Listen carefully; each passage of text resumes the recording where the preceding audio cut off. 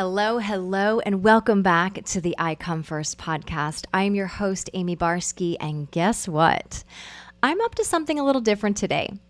Today marks my very first solo episode here. I'll be sharing with you one of my top secrets to living a vibrant life and 3 things you need to know to get started. Now, there is definitely an excitement for me to step away from interviews and share more heart to heart with you. And the truth be told, though, it's also an edge for me. It feels very challenging, and honestly, that's why I'm doing it. I am so here to grow. I am here to continue to support you and to also build trust within myself that I can do hard things and I can own my voice. I can share what's true for me, and I can be messy doing it all. And knowing that in all of that, it's all going to be okay. And I'm also here to be the permission slip that you get to do the same with your own life. You get to show up powerfully for yourself. You get to be messy. You get to share your expressed, fullest version of yourself. And that gets to be okay. I am so excited to support you in that journey. My intention for these solo episodes, because there's a lot of them coming, is to share my knowledge as well. Share my knowledge as a nervous system and trauma master coach, and also share my own healing journey, my personal experiences with life, and the ways in which all of the healing I've done has supported me to get me to where I am today. I mean, my gosh, this is what I guide my clients through. So here I am walking the walk and really living and breathing into my nerves, my excitement, and what I really desire, what aches on my heart to be more supportive to women like you who might be going through something really challenging in life. Now, I'd have to say, over the past 10 years of my life, women have asked me, Amie, how do you stay so vibrant and energized? Like, what is your secret? Now, since I turned 50 last year, I kid you not, I probably get asked at least once a day. So today I want to share with you one of my top secrets. It's one of many to living a vibrant life. Are you ready to hear that top secret? Inner work. Inner work is where it is at. And what I mean by that is taking ownership of your life, stopping the blaming and the pointing the finger and looking inwards and truly getting radically honest with the woman in the mirror and starting to clean up what I like to call your side of the street. Katie Byron talks about how there is your business, their business, and God's business. And whose business are you in? And so the invitation is to be in your own business and clean up your own mess and what have yous and past and blames and heartaches and pain and guilt and shame and whatever else might be there, so that you can really live from a place that feels fully expressed, fully alive, fully transparent and upfront with people, because that's what we desire in relationships, to really have deep leveled relationships that feel so intimate and trusting. And that trust comes from within. It has to start from within. And so here are the 3 biggest components to building that. These are the things that I would love for you to know about your inner work journey. And whether you've been in your inner work journey for a while or you're just at the beginning or whatever that might look like, I want you to know first and foremost that there is no one-size-fits-all pill. There is no magic process. You take the pill and then you just sit back and expect results. It just doesn't work that way. It works in the way of building safety within our bodies, because society has taught us to look outside ourselves, for validation, for appreciation, for approval, for acceptance. And the more we look outside ourselves, the more we're handing our power over to someone or something else. And this is an opportunity to start to reclaim your power, take your power back, and come back into alignment with your true self. Yes, there are processes. Yes, there are different beautiful medicines out there, and there are different ways in which you can tap in and back to your true self. And it is a practice. It is a daily practice for me and all of my clients. So I really want to make that crystal clear.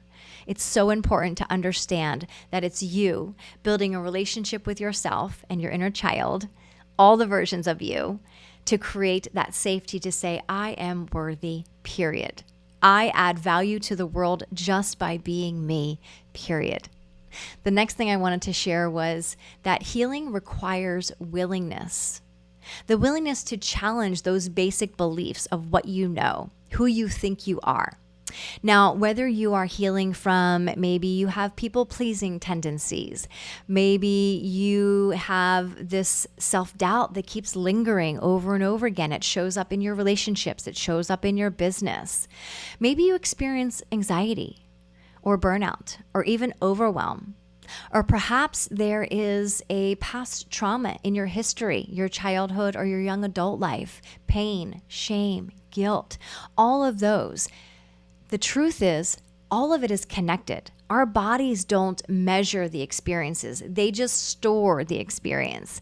Your body doesn't understand what was a big experience or a minor experience. It just says, oh my gosh, too much, too fast, too soon, and it collapses inward. And that's where those stories and limiting beliefs can start to plant the seed and take root, and they bloom and they live year to year, decade to decade throughout our lives, almost always unconsciously until we become aware of it. And once we become aware of it, then we have the option to choose something different. Now, we can choose the difference in our minds. We can do all the mental gymnastics, the affirmations, and all the things like that.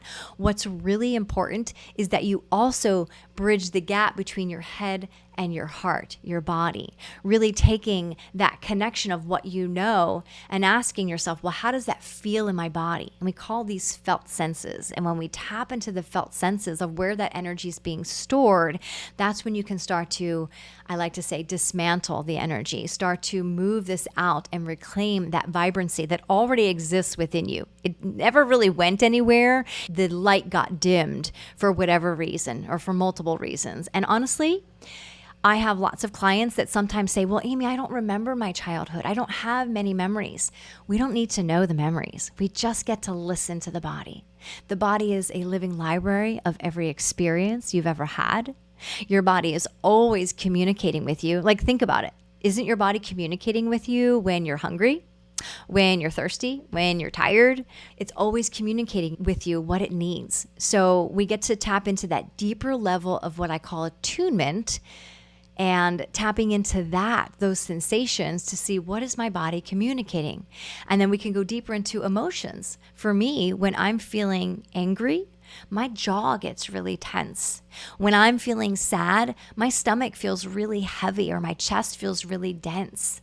So you get to understand your body at a deeper level. And in that understanding comes the unpacking. And that becomes your up-leveling because you have new information. And what you don't know, now you bring to the surface and you go, whoa, now I know. And then you can make different choices. So it's really important to have the willingness to play and see and come in with lots of curiosity. And lastly, the last thing I want to share here is it's so important that you have patience and faith.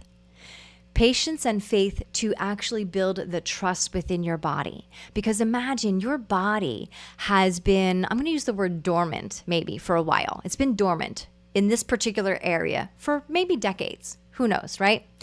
And so if that body has not felt safe to feel those feelings, and I'll speak for myself, as a child, I was very sensitive and I was always expressing my emotions, and then I was shut down. Often by my parents, they'd say, Amie, why are you crying? What's wrong with you? And so I took it to believe that I was too sensitive and I was too much and that it wasn't safe to express those emotions. So I started to suppress things and it got stored in my body. So imagine the dormant emotions or the dormant experiences that you might be holding on to that could be the key to unlocking the most amazing and intimate relationship with yourself and maybe with your partner that you've always desired, but always felt like, what's missing here? I don't understand. Or maybe it's the missing key to your business, the next level of your business, really stepping into that promotion or that possibility to take on more and really show that leadership in your life of what you're capable of. Maybe there's a disconnect there that by dismantling this, by allowing yourself to unpack all of that stuffed and stored down tendencies, behaviors, limiting beliefs, emotions, and what have yous, you're coming back to a place of harmony. You're building that safety in your body to go, oh, it is safe to express. It is safe to feel. It is safe to share my thoughts and my opinions. It is safe to speak up and own my voice and bring value into the world simply because this is who I am and this is how I want to express myself. It's safe to set boundaries. It's safe to hold those boundaries. And all of this is intertwined. Everything touches everything. So whatever you might be feeling inside, somewhere in your external world, that's happening as well. And so when we can clean up our side of the street on the inside, that's when you'll start to see the difference on the external, on the outsides.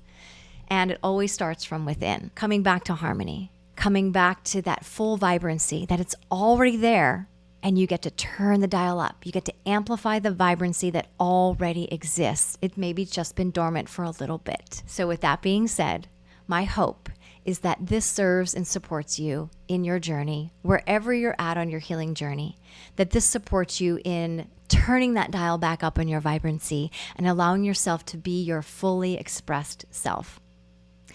I would genuinely love to hear from you. I want this platform to be a place where we actually connect.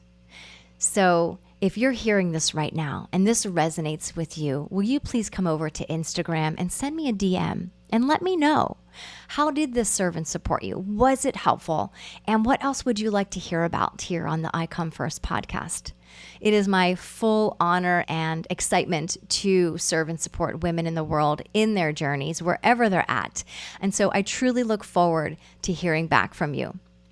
Until then, thank you so much for tuning in. And I am wishing you so much love and so much vibrancy in your life.